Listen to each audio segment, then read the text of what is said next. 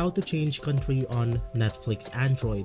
This is a step-by-step guide so you will be able to follow easily.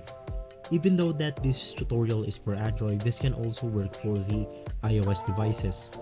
Now once inside Netflix, all you have to do is to get a VPN service, something like NordVPN, ExpressVPN, and more. In my case, I have the Opera GX browser right here to demonstrate on how this method works. As of right now, I'm inside the Netflix website and my Netflix region is set on the Philippines.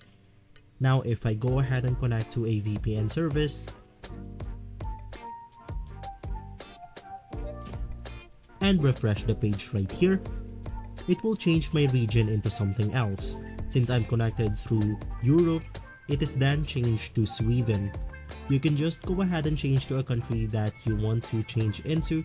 For example, if you want to change your region to America or to the USA, you want to connect through the USA servers on your VPN services.